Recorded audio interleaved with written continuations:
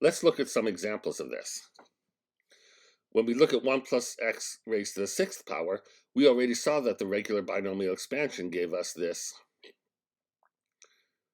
polynomial as the expansion. 1 plus 6x plus 15x squared plus 20x cubed plus 15x to the 4th plus 6x to the 5th plus x to the 6th. This is exactly the binomial series for this function that we looked at above. This is 1. Remember, here we're talking about k equals 6. This is just kx. This is just k times k minus 1 over 2 factorial x squared. That's the 15x squared. You'll see 6 times 5 over 2 is 15. And we'll keep going. This x to the 6th is k times k minus 1 times k minus 2 times k minus 3 times k minus 4 times k minus 5 all over 6 factorial x to the 6th. So when k equals 6, this is 6 times 5 times 4 times 3 times 2 times 1 over 6 factorial, which is just 1 times x to the 6th. So we get that term. What do the further terms in the binomial series look like? Well, I'll show you the next term. The next term is k times k minus 1 times k minus 2 times k minus 3 times k minus 4 times k minus 5 times k minus 6. And we would divide by 7 factorial x to the 7th. Well, if k is 6, remember, this k minus 6 is equal to 0. And so this coefficient zeroes out. The whole thing becomes 0 times x to the 7th. Furthermore, all of the others are all 0, because the next term, which I won't write down, would be k times k minus 1 times k minus 2 times k minus 3 times k minus 4 times k minus 5 times k minus 6 times k minus 7 over 8 factorial. But that k minus 6 factor is 0, and all the future coefficients have this k minus 6 factor, which gives you 0. So the infinite series we get for 1 plus x raised to the 6th power turns out really to be finite, because all the rest of the terms are 0. And the thing that it's equal to as a finite series, meaning in this case a polynomial, is exactly that binomial expansion that we had earlier, because these coefficients are exactly what we call the binomial coefficients. So another name, when I wrote k choose n, we read that as k choose n, or we call this a binomial coefficient. You could call it the binomial coefficient kn to indicate those parameters k and n. It's called the binomial coefficient for the obvious reason that they're coefficients in the binomial expansions, or in the binomial series.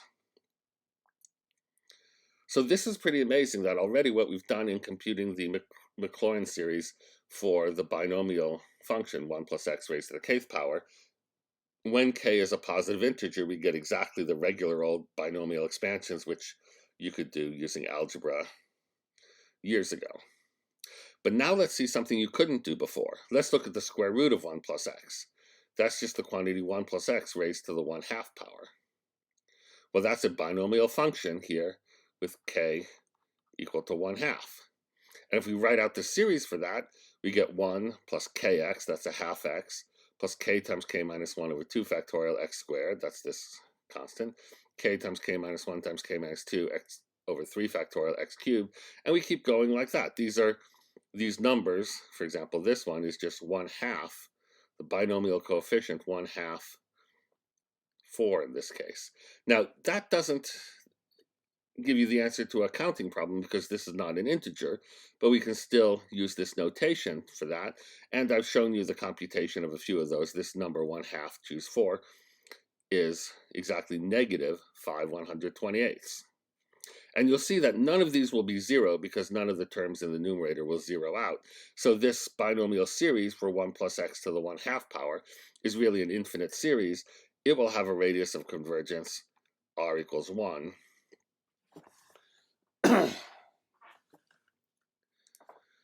And this series will actually equal the original function, at least on this open interval from -1 to 1.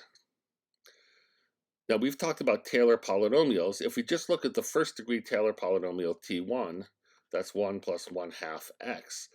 If we use that as an approximation for the square root of 1 plus x, that gives us a very useful approximation that the square root of 1 plus x is approximately 1 plus 1/2 x.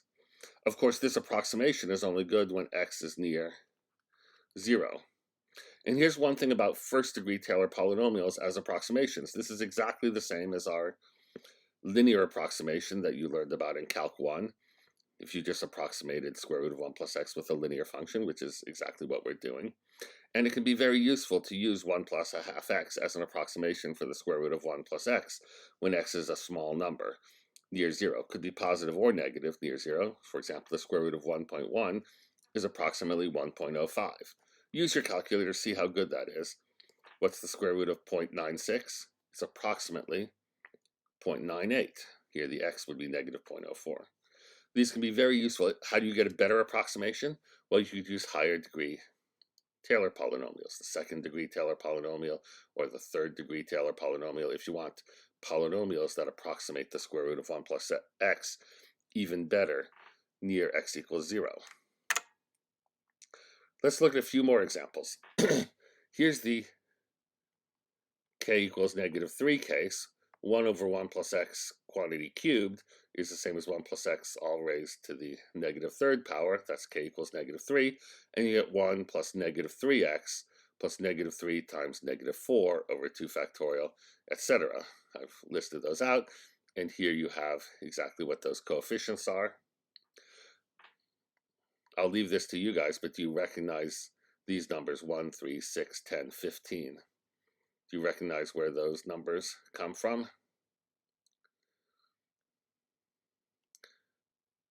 They're what we call triangular numbers.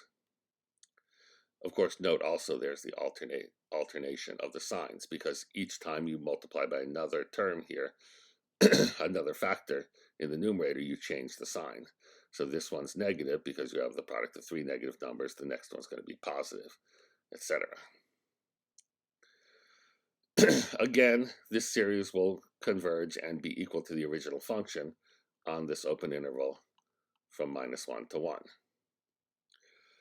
And one can use binomial series even when you don't just have an x there. If you use this binomial series for 1 plus x raised to the -3rd power, how would we get a series for 1 over 1 plus x squared, that quantity cubed? Well, that's exactly the same as this previous function here, 1 over 1 plus x cubed, only I'm putting an x squared in place of the x. So I can just use this series where I'm putting x squared everywhere where I had an x. So here I put x squared where there was an x. If I put x squared in for x here, I get x to the 4th, x to the 6th, x to the 8th, etc.